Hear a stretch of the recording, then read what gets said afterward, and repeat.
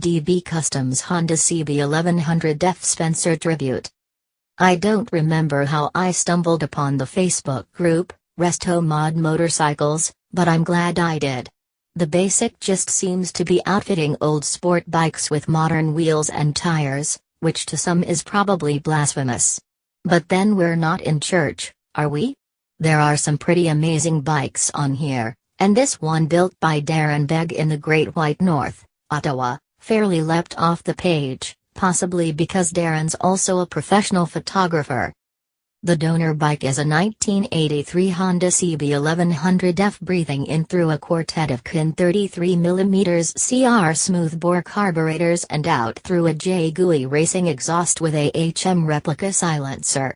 Inside, there's a Vince and Hyde Racing curved cam chain guide, cam chains, and a HM tensioner. Ignition is a Dyna 2000 with 2.2 ohm coils. The big question is, how do we get those Ducati 749-999 Marchesini wheels and fat Michelin Power Pilot 2CT tires to fit? Up front, the deed was accomplished with a set of AHM replica billet triple clamps by Zanzani, clamping a pair of 43mm Öhlins tubes. Out back, there's a modified CBR900RR swingarm controlled by Öhlins HO140 rear shocks. Other than the smoothbores, the engine is stock, and since this one's not meant to be a track bike, Darren says he didn't bother with bracing the frame.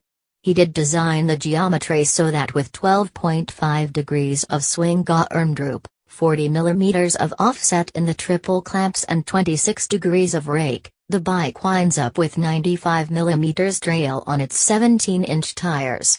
That's fairly close to a modern sport bike except for the longer wheelbase, says Darren. That makes the bike feel very balanced and still nimble in the corners. The main bodywork was painted by Connery Custom Paint in Toronto, that's Canada, using decals by CB Decals, but all the small stuff Darren painted himself, along with engine assembly, bike assembly, large battery cables, vacuum hoses and a ton of other stuff. It seems to go on and on. Still, the bike was done in about 6 months, while Darren worked his real job, his photography side one, and his 3 kids. People think I must be swamped and have no time for anything, that I work endless hours. But no, I still have a life. Just a pretty efficient one. It all came about like this. I built a bike a few years ago for myself, and sold it on eBay last September. People were asking who built the bike, and when I told them it was me I kept getting asked to build them something. After about the 15th person, I decided to start the business, built a workshop, and last November I received a contract to build this Spencer Tribute. Since posting this one, I now have 5 other bikes in the works. 2 are going to New Zealand, 1 to Arizona, and 2 to New Jersey. So, right now I'm working on a 1983 GS1100S Resto Mod, an 82 CB1100RC Resto Mod, a 1985 VFR 750R Wayne Rainey replica, a 1982 GSX 1000 SK10 Resto Mod, and another Freddie Spencer Tribute. All high-dollar bikes with full Öhlins, Yoshimura TMRs, Oz Racing wheels, billet triples, and on and on and on. The Wayne Rainey bike will be a very close replica. We have a real HRC crate motor with 0 miles on it and a bunch of other HRC goodies. If this one goes half as good as it looks, it's a big success in our eyes. And I for one will be keeping both of mine peeled on Darren Begg's pages to see what's next. MV Agusta and Coach Builder Zagato have released more information and high-resolution photos of the F4Z. As expected, the F4Z is just a one-off creation, so no, you will not be seeing it in showrooms. As it turns out, the F4Z is a custom order commissioned by an unnamed Japanese businessman who asked Zagato to build a motorcycle that was unique yet classic and didn't subscribe to any fleeting trends. Reaction to the F4Z has been mixed, in the comments of our previous post and on Facebook, but also among Mo editors as well. Even the detractors will at least see the F4Z as a departure from modern motorcycle designs.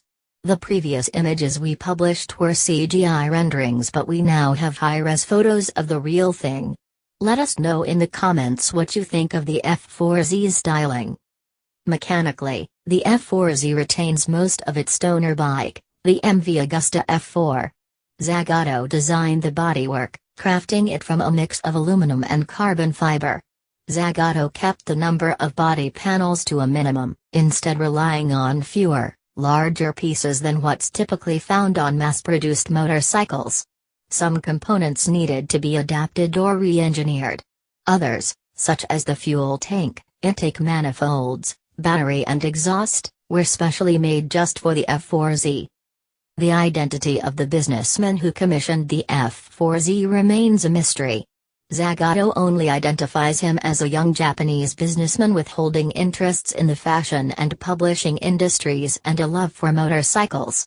The MV Agusta F4Z will be on display at the Concours d'Elegance Chantilly Arts and Elegance on September 4th.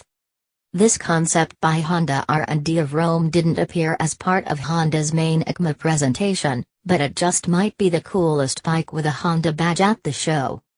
The CB1100 is envisioned as the king of urban flat-track circuits, but with more of the naked street bike orientation favored by European consumers. Honda says it was created to share the emotion and excitement of USA flat-track culture. The number 58 honors the memory of Honda's beloved MotoGP rider Marco Simoncelli, who died 5 years ago. Based on Honda's CB1100, this TR concept takes the CB from tame to wild with the addition of an inverted Öhlins fork and dual shocks at the rear. That swingarm looks like it may have come from the CB1000 Big One, circa 1994. Big brakes with radial mount front calipers, racy wheels and a loud-looking Termi 4-into-1 complete the dirty but highly arousing picture. Up front, the rally-type floating screen, fairing and radiator shrouds provide wind protection, while the asymmetric headlights and turn signals are of the LED variety. The Rally features a digital dash including a fuel gauge and tachometer, long travel suspension, and a single large floating front disc with switchable ABS. A 2.7-gallon fuel tank is claimed, offering an extra 0.6 gallons above the regular CRF 250L's tank.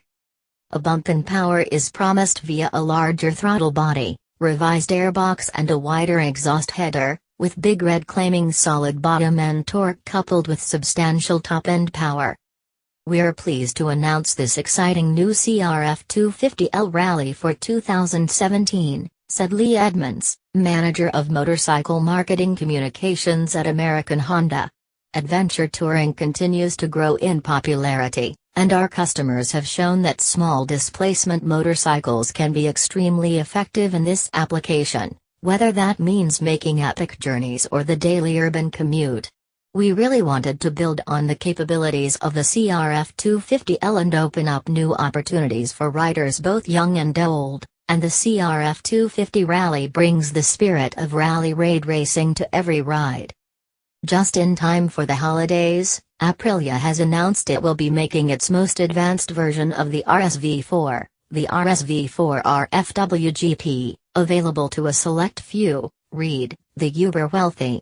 In continuing with the Factory Works program, Aprilia Racing launched last year to provide deep-pocketed customers with race-worthy RSV4s in both Superstock and Superbike trims to conform to national and international race organizations. The FWGP represents the ultimate in Aprilia racing technology that's currently available to the public.